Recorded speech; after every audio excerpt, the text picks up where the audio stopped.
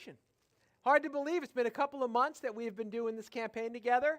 How it's worked is kind of everything has been kind of connected in the church, So the message series on the weekends have been connected to the life groups or the transform groups that go on during the week. There have been these devotional booklets that you've been working your way through every day, doing a different devotional on these different topics that we've been talking about. And so this week will be the last week for our transform life groups.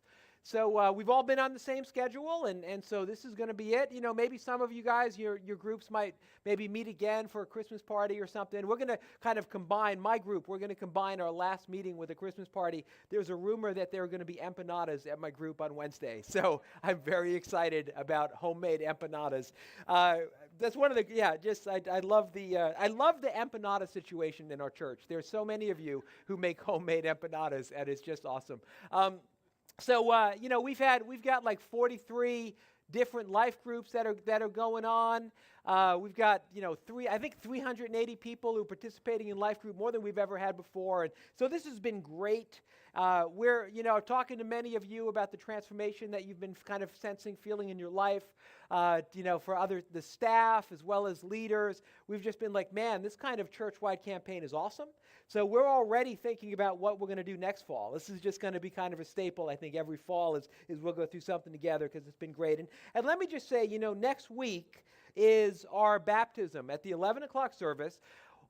We've got 19 people who are signed up to be baptized. That doesn't mean 19 people are going to be baptized, because sometimes it's a little, we'll see if they get me their pictures and everything else. So right now we've got that many, but sometimes people are kind of wrestling, processing it. I think there's a lot more people, though. I think there's a lot more people out there who want to get baptized. I think it would be a great way to celebrate the end of this 50 days of transformation, for you to say, hey, you know what? I want to obey Jesus. Bible says believe and be baptized. I want to be baptized as a believer. I want to stand up in my church family and say I am following Jesus publicly. So if you're interested in doing that, it is not too late. If all 19 end up getting baptized or more do, we'll spread it out throughout the services. But what you can do is you can check off on your connection card that you're interested in, then you and I will dialogue a little bit more. So we are going to finish up this 50 days of transformation talking about your vocation. Now, I did not say your vacation. I intentionally did not say your job. I did not say your work. I said your vocation. See, your vocation is your calling. And you may think that, well, if somebody's going to be called by God, well, they stand up on, stages in churches and behind pulpits, or they're missionaries on the other side of the world. That is not true. You do not have to be in full-time ministry to have a vocation, to have a calling from God. Every single person, every single follower of Jesus has a vocation, has a calling, has a dream that God has given you. There's a life dream that God has given you. You need to know your life dream, and you need to walk in it. You need to pursue it. You need to fulfill it. You know what? And that's the only way that you're going to have a sense of fulfillment and joy in life. I really believe that. You know what? You can't earn enough money. You can't have a big enough house to kind of fill that void. The way that void gets filled, that sense of what is it all about, is that you know the dream. You know the thing that God has called you to. You know the thing that He's put in your heart, that the way that He wants to bring the kingdom, the way that He wants to bring good things through you in a way that He can't, anyone else, because you are uniquely wired to bring this thing that God has birthed inside of you into the world. You need to know it, and you need to walk in it. And you know what? The thing, some of you guys, your job, your 9 to 5, your work is connected to your vocation. And that's awesome. My work, my job is connected to my vocation. So that's a good thing. Some of you, it's the same thing. But some of you, you might say, well, you know what? My job doesn't have anything to do with my calling, with my vocation, with the life dream that God has given me. So what does that mean for me? And you know what? I'd say you're in good company, because I don't know if you ever heard of this guy named the Apostle Paul. The Apostle Paul obviously had a calling. His calling was to travel around the world and spread the gospel and see churches started all over the known world, and he did that faithfully. His job was making tents. And so he paid the bills by making tents, but his vocation, his calling, was completely, perfectly fulfilled. And so maybe your job is connected to your vocation, but see, the thing is, jobs will change, But your dream, your calling, the life dream that God's put over you, that's not going to change. That's going to stay the same. And so let me ask you, what is your life dream? What is it? Do you know what it is? It's really important that you know what it is and that you walk in it, because you know what? Everything that you've seen in life, everything that's good, it started with a dream. We don't maybe talk about dreams enough. But any building that you saw, you know what? That was a dream first in somebody's mind. Any company that is, Fortune 500 company, it was a dream that started in somebody's mind. Any church, any ministry, any piece of artwork, anything that we see in this world started as a dream in somebody's mind. Einstein said, imagination is more important than knowledge. Napoleon said, imagination rules the world. So our ability to dream, our ability to imagine, our ability to create, it's powerful, and it shows that we're made in the image of God. So what is your dream? What is your life dream? What is God's dream? What is His purpose for your life? Now, I'm aware I'm talking to different people today. And some of you, you know what your life dream is, and you're going for it. You're pursuing it. I think about some of you that I know are out here. You're going for it. You inspire me the way that you are just pursuing what God has for your life. And hopefully this morning is an opportunity for you to be encouraged and maybe, learn some ways that you can get around some challenges. But you just keep doing what you're doing. You just keep going for it. Other people that I'm going to be talking to today, maybe there was a time when you had a life dream. You knew you were pursuing God's purpose, His calling, that thing over your life, that way that you were going to bring something good. You were going to create something in this world, bring something about in this world, whether it's a business, whether it's a ministry, whatever it is, whether it's art. I think some of the, some people here, your dream is connected to your artistic ability. And that God is wanting to reawaken some things that maybe have been lying a little bit dormant in your life. Whatever it is. There was a time when you were pursuing it, you were going for it, but something happened. You got a little waylaid. You got a little off track. You dealt with some of the giants, some of the obstacles that we're going to be talking about today. And what you need to do is that you need to get back up on your feet. You need to get back on the path, and you need to start pursuing the dream and the calling that God has over your life. And others of you, you know what? You're going to be hearing this, and you're going to be thinking, a calling? A vocation? I mean, what is that? I thought only priests had that. I thought only special people had that. No, every single human being made in the image of God has a calling on their life. Every single human being, every single follower of Jesus has a life dream that God wants to birth through you, has good works that God has prepared in advance for you to do that no one else can do because God's called you to do it. You need to discover it. You need to know it. And I think that's something that's going to happen, maybe even today, maybe even in the course of this week, is God is going to speak to you about what your life dream is. Maybe you have an inkling. But last night when I was preaching this message, I just had a sense from the Holy Spirit. I said, one of you guys tonight, you're going to have a dream.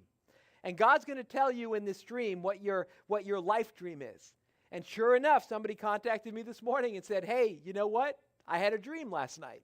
And we talked about what God was saying through this dream. And so I think that God is going to be stirring it up in us.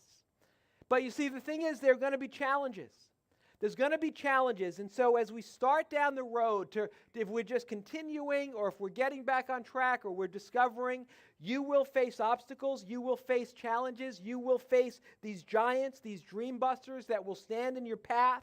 And they will say in a variety of ways, you shall not pass. You shall not go forward. There's this reality, there's this thing called spiritual warfare, that Satan and the kingdom of God, they are committed to keeping you from walking in the purpose and dream that God has for your life. And so you need to know that there's going to be obstacles coming, and how do you get around them? So to answer that, we're going to look at the story of David and Goliath. We're going to look at an account of an actual battle against the giant. But we're not going to, you're probably never going to face a 9-foot-tall Philistine in your life. But you will face some of the challenges and difficulties that David faced leading up to the battle with the 9-foot-tall Philistine. So let's read. First of all, we're going to read verses 1 to 11, and then we'll close out. I'm not going to read the whole chapter, but just enough to give you a sense. 1 Samuel chapter 17, verse 1. It says, now the Philistines gathered their forces for war and assembled at Socoh in Judah. They pitched camp at Ephes Dammim between Socoh and Azekah. Saul and the Israel. Here's the thing. When you're pronouncing biblical names like this, I have no idea if I said it right, but I say it with confidence. So I'm just like, Azekah, Azekah. That's how you say it. No clue. No idea. All right. Saul and the Israelites assembled and camped in the valley of Elah and drew up their battle lines to meet the Philistines. The Philistines occupied one hill and the Israelites another, with the valley between them. A champion named Goliath, who was from Gath, came out of the Philistine camp. His height was 6 cubits and a span. He had a bronze helmet on his head and wore a coat of scale armor of bronze weighing 5,000 shekels. On his legs he wore bronze greaves, and a bronze javelin was slung on his back. His spear shaft was like a weaver's rod, and its iron point weighed 600 shekels. His shield bearer went ahead of him. Goliath stood and shouted to the ranks of Israel, "Why do you come out and line up for battle? Am I not a Philistine, and are you not the servants of Saul? Choose a man and have him come down to me. If he's able to fight and kill me, we will become your subjects. But if I overcome him and kill him, you will become our subjects and serve us." Then the Philistine said, "This day I defy the armies of Israel. Give me a man and let us fight each other." On hearing the Philistines' words, Saul and all the Israelites were dismayed and terrified. So the Israelites are battling the Philistines. They were kind of their nemesis throughout a lot of the Old Testament. They're on 2 different hills. You've got thousands of Israelites on one hill, thousands of Philistines on the other hill. There's a valley between them. And rather than just running down into the valley and slaughtering each other, the Philistines said, "Hey, let's do single combat. Let's decide this thing by single combat. So we'll send out our champion, Goliath, the giant." And so we don't know translations. They don't know exactly the units of measurement that are in the Bible. Some say 7 feet, some say 9 feet. But Goliath was big. Goliath was big. His spear was big. His shield was big. He was big. So he would walk down into the valley every single day and challenge the Israelites. And not just challenge the Israelites, but mock their God. And so what happened was all the Israelites, the army, thousands of people, they were terrified. They would run away and they would hide because they were like, "Not me, not me, not me. I don't want to do this." And this went on for 40 days. I mean, that's kind of crazy. 40 days of like the same thing happening again and again and again. And so then, what ended up happening, eventually David comes to check up on his brothers, right? His older brothers are there in Saul's army. And so David kind of has a care package. And so he shows up, and while he's there, this Philistine, Goliath, he comes back down and he does his, fee-fi-fo-fum thing. And David's like, "Listen to this." And he watches everyone be terrified and everyone run away. And he says, "What's wrong with you guys? What's going on? How can you let this Philistine come down and mock God day after day after day? Who's going to fight him?" And it was like, "Not me, not me, not me." And so David said, "You know what? If none of you are going to do it, I'll do it." And his brothers say, "You're conceited, you're a jerky little brother." The other soldiers make fun of him and say, "No way." Saul, the king, ends up kind of hearing about this, says, "Well, put my armor on." Saul says, "No, that's not going to work for me." And then eventually David goes out and confronts this giant. He confronts Goliath. Let me read a little bit more and then we'll talk about it. Verse 45, David said to the Philistine, "You come against me with sword and spear and javelin.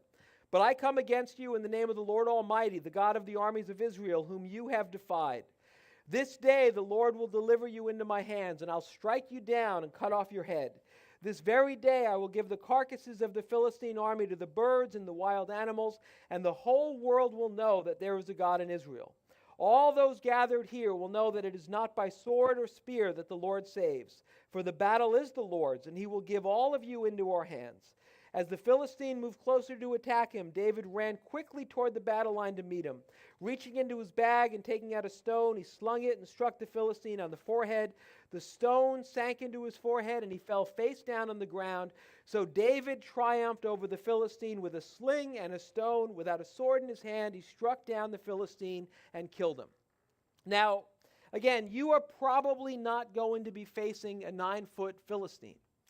But in trying to live out the dream that God has given you, you are going to face some giants. And you're going to face 4 things that David actually faces in this chapter that are, that can just as effectively as a 9-foot Philistine can keep you from fulfilling the calling and the purposes that God has for your life. And so how do we face these challenges? For those of you who know the dream that God's given you, you're going to face them? How do you get around them? How do you keep going? For those of you who've maybe been knocked off your path because of these, how do you make sure that doesn't happen again? And for those of you who are getting ready to start going down the path of what God has for you, how can you deal with what might lie ahead? So before we get into the first giant, the first thing that we deal with, just a little bit more background about David. We're introduced to him in chapter 16, right before this. And David is a shepherd. He's a teenager. And the prophet Samuel, who is this really, well-known, powerful prophet, he's told by God, I'm done with Saul. Saul was the king of Israel, and God speaks to Samuel and says, Saul's out, I'm done with him. And I want you to go to the house of Jesse, and one of his sons is going to be the next king. So Samuel shows up at Jesse's house, and Jesse has 8 sons, and he says, hey, one of your sons, get all your sons and have them line up in front of me. So for whatever reason, Jesse doesn't call David, and just the 7 sons line up before Samuel. And so Samuel goes through the line, and it's like, no. And then he says, hey, Jesse, do you have any other kids? Because this is weird. God told me one of your sons was going to be the king, but it's not one of these guys. And he's like, yeah, I've got one more. And Samuel said, okay, go get him. So David comes down, stands before Samuel. Samuel says, yep, this is the guy. This is the one. He's going to be the next king. He anoints him with oil. And, the thing is, this is a secret ceremony. Nobody knows about it because there's another king who wouldn't be happy if he knew about this. And so David, put yourself in his shoes, how crazy it is that he comes down and all of a sudden there's this famous prophet and he's going to be the next king. And so what happened to him after that? This life-changing thing, hey, you're going to be the king. It's like, what happened after this incredible moment? And the reality is nothing happened. Nothing happened. There were years that went between this kind of secret coronation and when David was actually crowned the king of Israel. There were years that went by and lots of stuff that happened. And so this is the first giant that we face. It's the giant of delay. No dream is fulfilled instantly. God doesn't give you the dream one day and then fulfill it the next day. You don't get the dream on Tuesday and have it completely filled out on Wednesday. You're going to have to walk it out. It's a journey. And usually, it takes years to see the fulfillment of the dream that God has given you. Oftentimes, it's a journey that you go on for your life. And there are a lot of things that can hold you back. One of the things that can hold you back, that can bring about delay, are people. And so I think in this case, in this account, we see that David's father held him back. I mean, his father held him back initially by not even calling him when the prophet showed up. That was kind of rude. But then we see in 1 Samuel 17, verses 14 to 15, it says, the 3 oldest followed Saul, the 3 oldest brothers. But David went back and forth from Saul to tend his father's sheep at Bethlehem. One translation says David was held back to care for the sheep. And so you get this impression that maybe Jesse wasn't crazy about these plans for David that he would become the next king of Israel.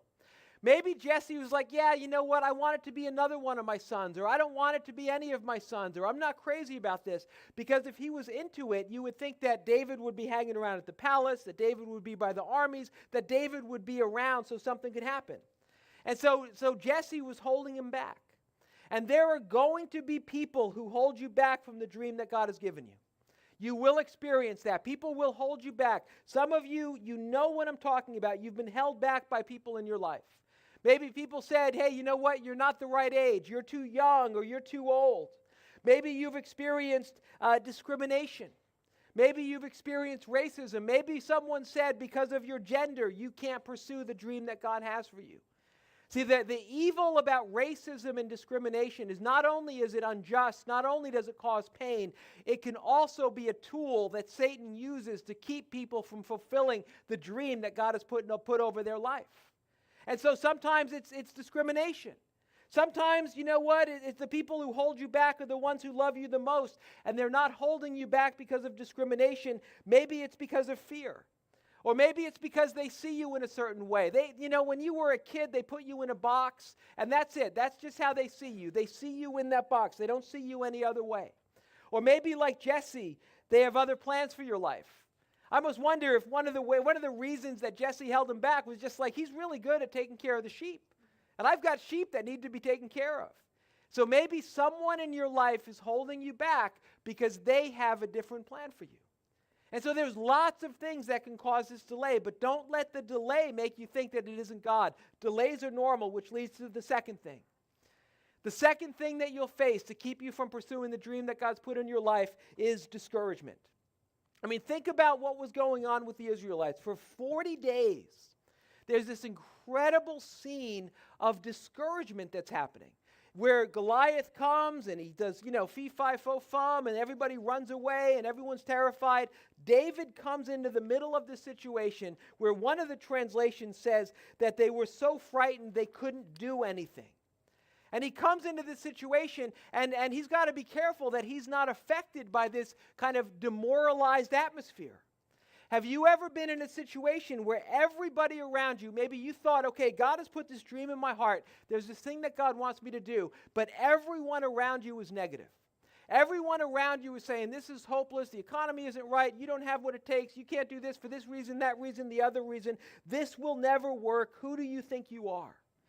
I don't know if you've noticed, but there are a lot of negative people in this world. And if you surround yourself with negativity, you're going to catch that negativity. It is contagious.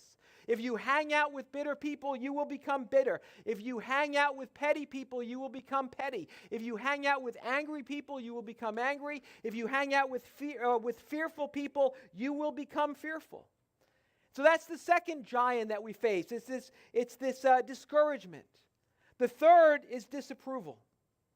Disapproval. One of the reasons we don't pursue what God has for us, why we don't go after the dream God's put in our hearts, is because we're afraid of disapproval. We're afraid of rejection. If you stick your neck out, it's going to get chopped off. There's people who aren't going to like it. And in David's situation, it was his family. Verse 28, when Eliab, David's oldest brother, heard him speaking with the men, he burned with anger at him and asked, "Why have you come down here? And with whom did you leave those few sheep in the wilderness? I know how conceited you are and how wicked your heart is. You came down only to watch the battle." See, the reality is we want everybody to like us. We all do, right? We want everyone to approve of everything that we do. But if you go after God's dream for your life, I guarantee you this: there will be naysayers. There will be critics. There will be misunderstandings. There will be attacks. There will be people who are judging you for what you do because they don't get it. It's always going to be a lot easier to just kind of stay back and take care of the sheep. That's always going to be the safe play. And maybe where you're experiencing that sibling rivalry or that disapproval is in your family. It's part of your family dynamics. See, it can be your family that will keep you from pursuing what God has for you because they know you. They know your history. Like I said, maybe they put you in a box and they want to keep you in that box. Maybe it's envy. Maybe it's jealousy. Maybe it's because they know all your weaknesses and they just think like, man, I don't know what you're thinking. This isn't going to work. You've never been able to follow through, or you've had this challenge or this difficulty. Maybe they're afraid for you. Maybe there's just a genuine fear that if you try to go down this road, you're going to be disappointed, and they're trying to keep you safe. Maybe they know who you are, but they don't know who your God is. They may know who you are, but they don't know who your God is, and they don't know you the way God knows you. Listen, when God gives you a dream, and it's a dream that other people might be afraid to attempt, afraid to step out and try, if you take that dream and you go for it, there's going to be misunderstandings. There will be people who misjudge you. There will be some who don't understand, who feel threatened, and you're going to have to decide what means more to you. Are you going to obey God, or are you going to worry about what people think? You will absolutely have situations where pursuing God's dream for your life will mean that some people are going to reject you, some people aren't going to understand, and you're going to be in that situation at some point, like Peter and John in Acts chapter 4. Right? Their vocation, their life calling was to testify about Jesus, was to continue the ministry of Jesus. And their religious leaders said to them, no more preaching in this name of Jesus. You guys need to stop. And what they said is, which is right in God's eyes, to listen to you or to him? You be the judges. And so the last giant that we deal with is the giant of doubt. First there's delay, then there's discouragement, then there's disapproval. And wrapped up in all of this is this doubt. Because listen, you know yourself. You know your weaknesses. You know, maybe there's this really long delay and you start to think, man, I must not have heard from God correctly. Maybe this isn't what I'm supposed to be doing. Maybe the dream that I have is too big. Maybe this is presumptuous. Maybe everybody around me is right. Maybe this is just a crazy idea that I came up with. You're going to have doubt. You're going to have to deal with it. So how do we move forward? How do we keep from getting knocked off the path that God has for us, knocked off the life that God has for us? There are 4 things. I'll just kind of say this quickly. There are 4 things that David did even before he got up to face Goliath. There are 4 things that he did that we will face as we try to follow God's dream for our life. And we need to do the same thing that David did. And the first is this. Remember that God has helped you in the past. Remember that God has helped you in the past. This is so important. You know you have history with God. You need to remember what God has done for you in the past. You need to remember that time that you were in a pit. And you were so deep in that pit, you thought there is no way that I'm coming out of this pit. But somehow God reached into that pit and he pulled you out and he set your feet upon a rock. You need to remember those times where you thought, I don't have a chance, I don't have a prayer. But you did have a prayer and God answered your prayer, he heard your prayer. You need to remember those times in your life. You've got testimonies. You've got testimonies in your life. You need to remember your testimonies. You need to remember that time that you were so tired, you were so exhausted, you were so discouraged that you were ready to give up. But then you discovered that those who wait upon the Lord shall renew their strength.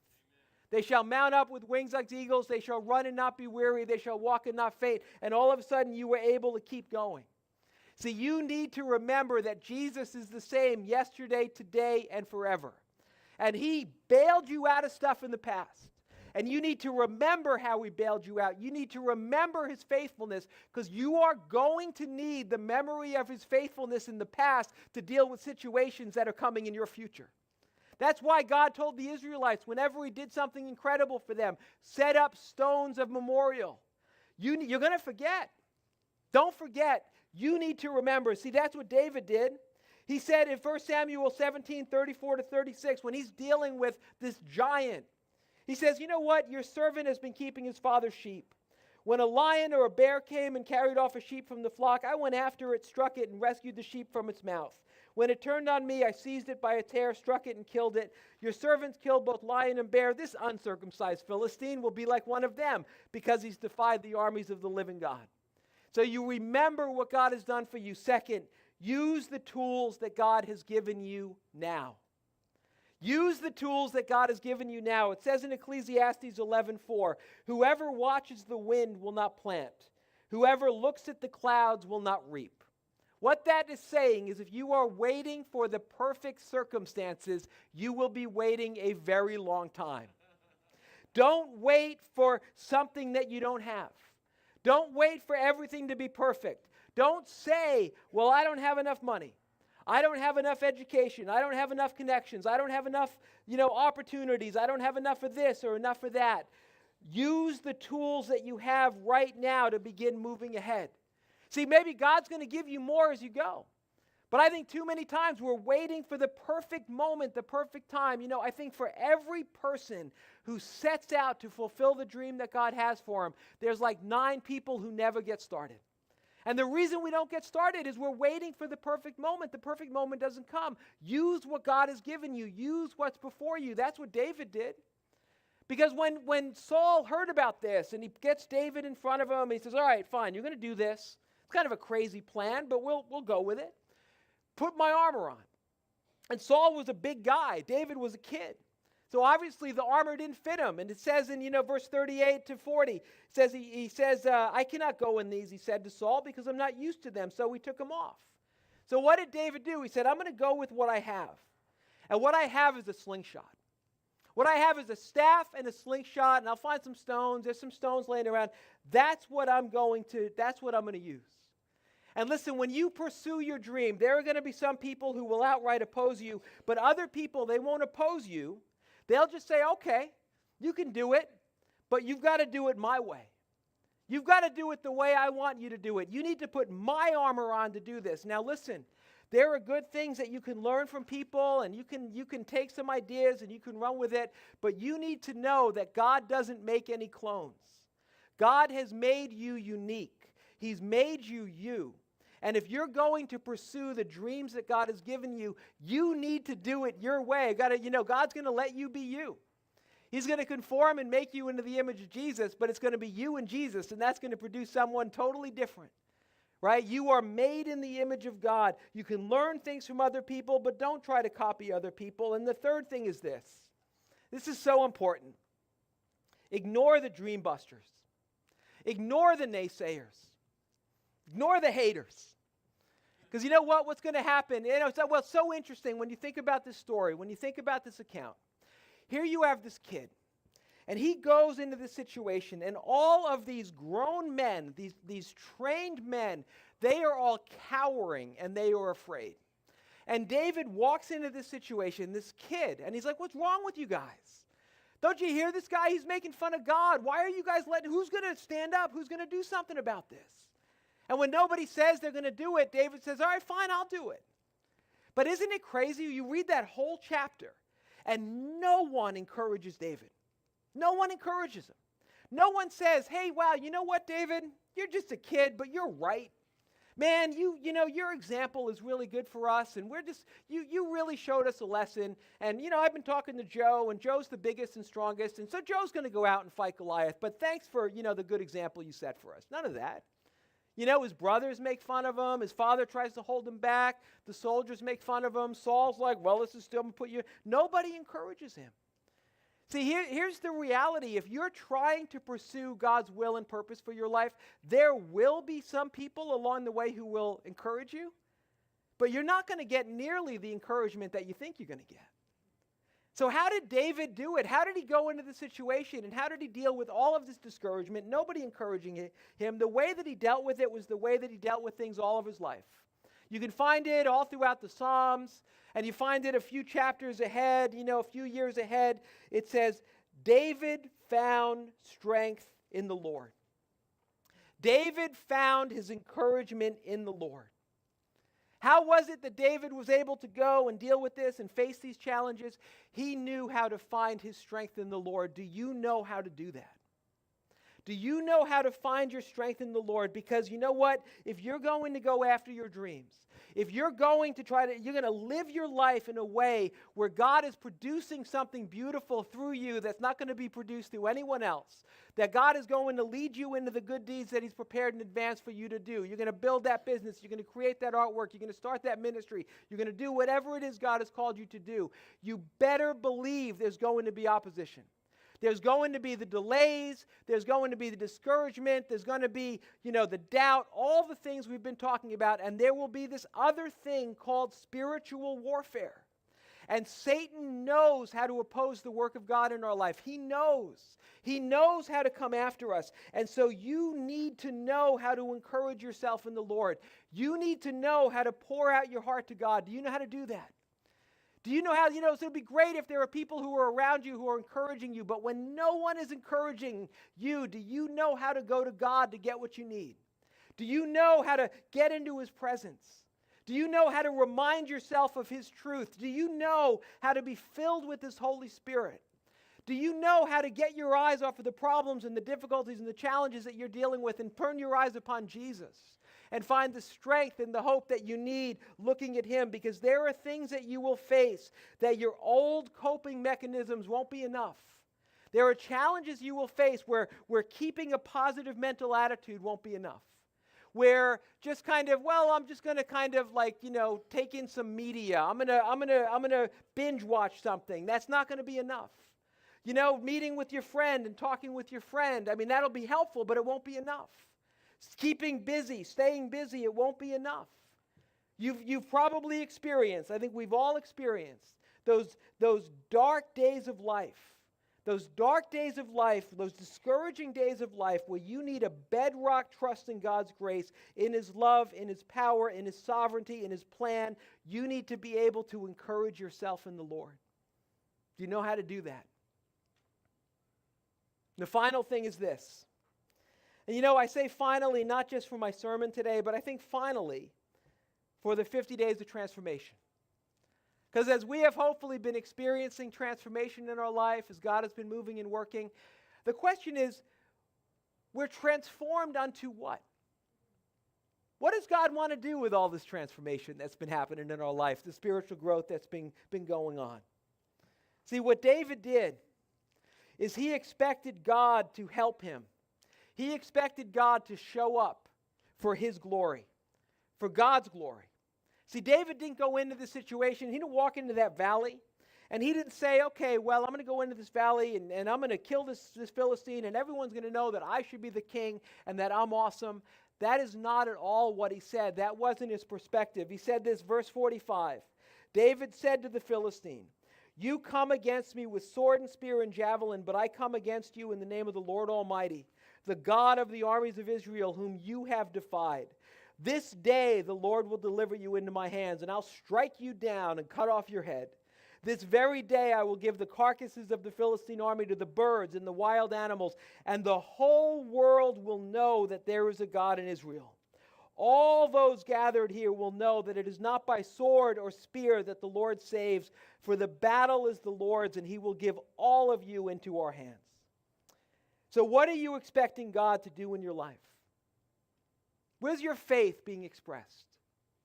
Where are you? Like David, you know what? He wandered down into this valley. And there was, the Vegas odds against him coming out of this valley were pretty slim. But he put himself in that situation, following where God was leading him, with his faith in God, knowing that God was going to bail him out for his glory. How are you doing that in your life? What are you expecting God to do in your life? Because without knowing the details, I can tell you this: God is going to do exactly what you expect him to do, no more, no less. The Bible has a lot to say about faith. It says, according to your faith will it be done to you. It says, the just shall live by faith. It says, without faith it is impossible to please God. So I think that for all of us, there comes times as if we're following God's dream, right? Our God is a big God.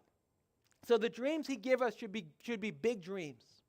And there should definitely be situations and times where what we're seeking to see God do is more than we could ever do on our own.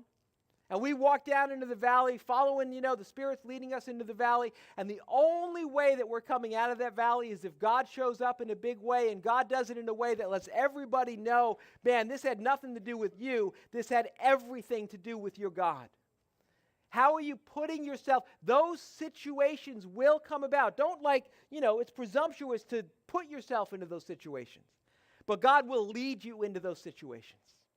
So how is your faith? And you know what? What God wants to do, he wants to do it not just to bless you, not just for you to enjoy his favor. He wants to make his name famous through you. So that when people look at your life and they look at what God has done through you and they look at the way this dream has been expressed, you're able to say, you know what, listen, as you get to know me, there is no way that you'll see, there's no way I could have done this on my own. But with God, all things are possible. And the reason that this dream has become a reality, the reason I've been able to get past all the giants and the distractions and the things that come up is because I serve a big God. He gets all the glory. Let's pray.